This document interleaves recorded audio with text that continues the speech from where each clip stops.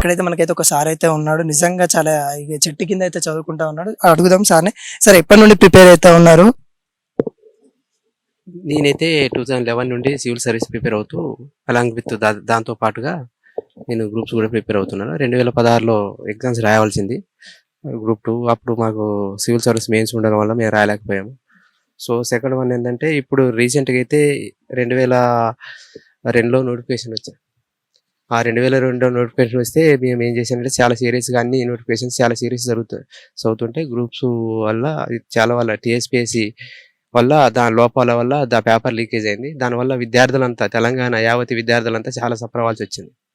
Suffer అయ్యి తర్వాత కూడా మాకు అమౌంట్ పరంగా కూడా ఇంట్లో మా ప్రాబ్లం వల్ల కూడా చాలా ఆర్థిక పరిస్థితులు చాలా క్రిటికల్గా మారాయి.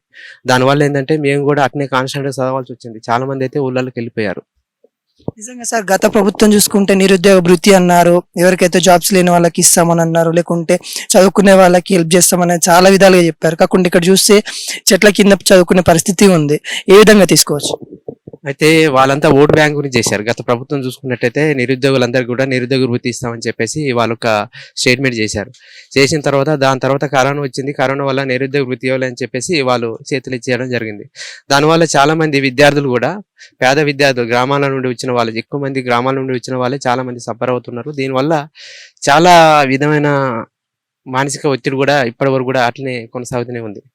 ఇంకా సార్ నోటిఫికేషన్ ఈ రోజు అయితే డేట్ కూడా డిక్లరేషన్ అయిపోయింది. గ్రూప్ 1 కానీ గ్రూప్ 2 కానీ గ్రూప్ 4 కానీ. కానీ ఇంకా కొన్ని పోస్టులు పెంచాల్సిన ఉంది. కానీ అవి పెంచకుండానే ఈ రోజు డేట్ డిక్లేర్ చేయడం ఏ విధంగా తీసుకుంటారు? సో తప్పకుండా గ్రూప్ 2 అయితే పాత పోస్టులే ఉన్నాయి. గ్రూప్ 3 కూడా పాత పోస్టులే ఉన్నాయి. దానివల్ల కూడా పెంచింది ఏం లేదు. గత ప్రభుత్వం ఇచ్చిన పోస్టులే వీళ్ళు అదే రిలీజ్ చేశారు. కనీసం కొన్ని పోస్టులైనా నోటిఫికేషన్ ఇవ్వగలిగితే చాలా బెటర్గా ఉంటుందని అనుకుంటున్నాను. ఇలా సార్ ఈ ప్రభుత్వమైన నిరుద్యోగుల పాలిట వరంగా మారుతుందని అనుకుంటున్నారా? లేకుంటే గత ప్రభుత్వం లెక్క శాపంగా మారుతుంది అనుకుంటున్నారా? ఈ ప్రభుత్వం ఖచ్చితంగా చేస్తుంది అని చెప్పేసి నిరుద్యోగులందరం కూడా చాలా ఆశతో ఎదురు చూస్తున్నాం. నిజంగా చూసుకున్నట్లయితే ఇక్కడ వాళ్ళ యొక్క ఆశలు అయితే వాళ్ళకి గవర్నమెంట్ జాబ్ ఖచ్చితంగా ఈ గవర్నమెంట్ అని ఇస్తుంది. గత గవర్నమెంట్ లో తప్పిదాలు జరిగాయి, పేపర్ లీకేజీలు జరిగాయి, చాలా చేశారు. అలా కాకుండా ఈ గవర్నమెంట్ అయినా తగు చర్యలు తీసుకొని కఠినంగా ఎగ్జామ్స్ నిర్వహిస్తారని వీళ్ళందరూ కోరుకుంటా ఉన్నారు. ఇంకా కొంతమందితోనైతే మాట్లాడే ప్రయత్నం అయితే చేద్దాం మనం. అన్న నువ్వు ఎప్పటి నుండి గ్రూప్స్ కి ప్రిపేర్ అవుతున్నావు? నేను గత 7 years నుంచి ప్రిపేర్ అవుతాను. 7 years. ఎట్లా లాస్ట్ సారి పేపర్ లీకేజెస్ అలా చూసుకుంటే ఆ విధంగా అయిపోయింది. గవర్నమెంట్ వచ్చింది, ఇప్పుడు ఎగ్జామ్ డేట్ అనౌన్స్మెంట్ చేశారు. ఏ విధంగా అనిపిస్తావు?